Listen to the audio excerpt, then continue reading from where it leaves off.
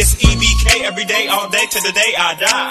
It's E.B.K, E.B.K, E.B.K. What's good, gente? It's E.B.K every day, all day, to the day I die. It's E.B.K, E.B.K, E.B.K. It's your boy Conejo.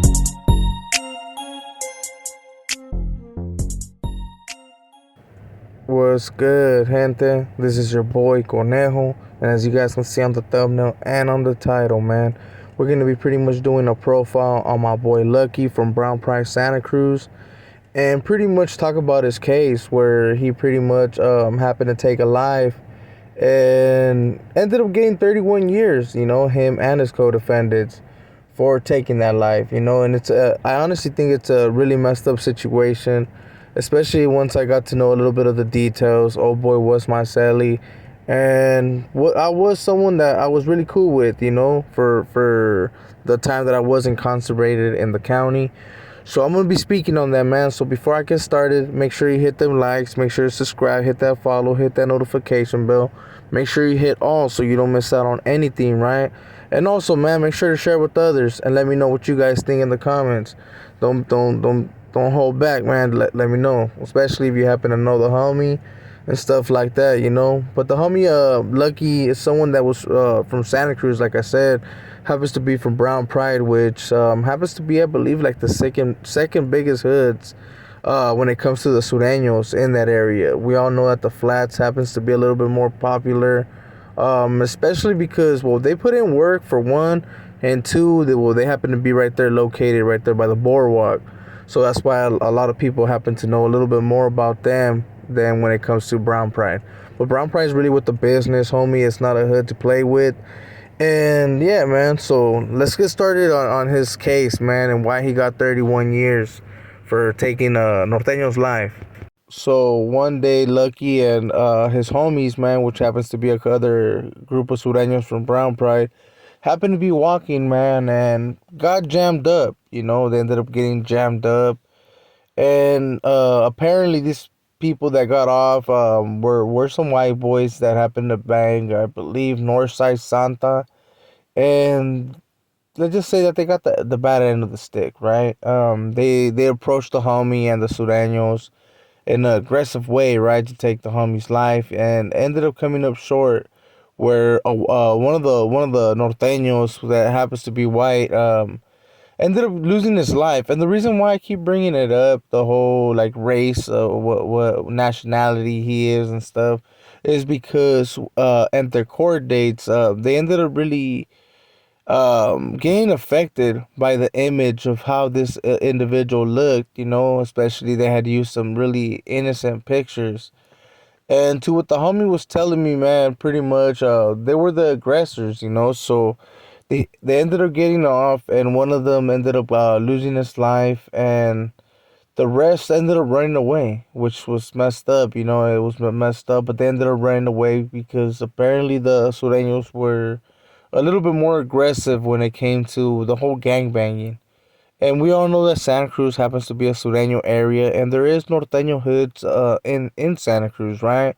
Which shout outs to them, and I don't know if in these last couple of years maybe they grew a little bit more, but back in my days there was only two neighborhoods in Santa Cruz, but the Sureños ended up winning this that little war and ended up getting away. They were able to get away after incident had happened.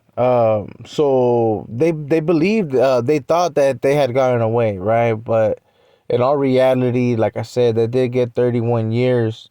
The homie Lucky was locked up in the farm. He said he was locked up in the farm, and he was getting released. So he was happy when they recharged him with the murder case. So he was really tripping on this whole case. And I remember, man, when I met him at first, you guys gotta remember, man, I was freshly defective, you could say. So when I would see tattoos, I would still get like a little bit upset.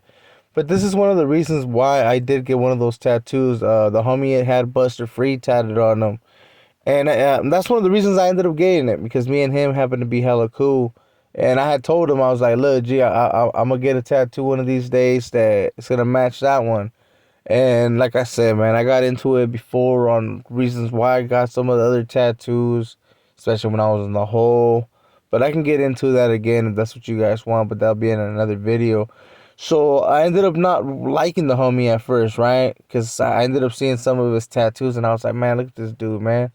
And I ain't gonna lie to you, like I said, I was freshly defected, so I still kind of think like that when it came to the whole Norte, and I still somewhat believed in it. Let's put it like that.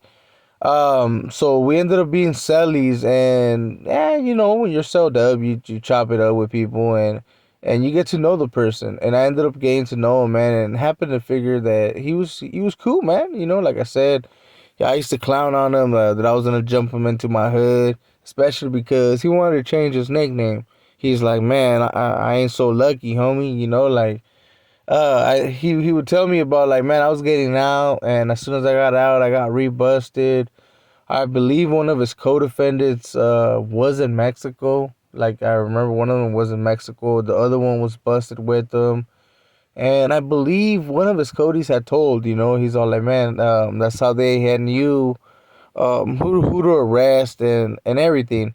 But also the Norteños that were involved, man, the ones that ran away and pretty much let their boy, you know, get killed because he did get stabbed a couple of times. And like I said, I will put the victims, not his picture, or maybe I will put his picture, but I'll just put it on the community post, especially because his image did have a lot to do with it. You know, in the whole case, if it happened to been another Mexican, right, another Mexicano, raza, right, they probably wouldn't have got broken off with the time that they did. You know, especially because, like I said, the whole being white did pay out in that sense. You guys will see the victim picture, so I do recommend you guys to tap into the community post. It will be up there, and drop a comment. Let me know if you agree with me or disagree with me. But yeah, so they ended up getting 31 years. There was a lot of people telling, let's just put it like that. So the last time I heard that the homie he was in High Desert, I am gonna look him up and I'm gonna hit him up, man, especially now that there's a lot of tablets and everything going on. So I'm hoping that one day I could probably get this homie on. And I do got some more people that I'm gonna be having on pretty soon.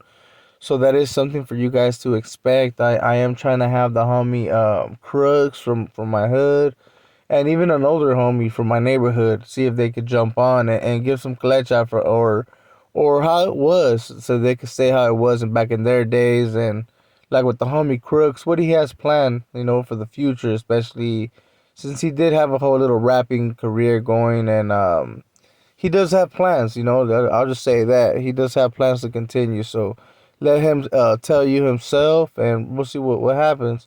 So with that being said, gente, you know, that was a small little profile on the homie Lucky, man. That happened to not be been so lucky. He did get broken off with 31 years.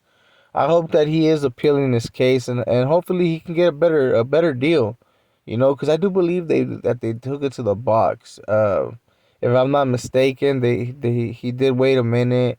I was with them in the county, and if I'm not mistaken, on the news article, it did say that they finished their case like in 2012. So he fought it for at least 2 years.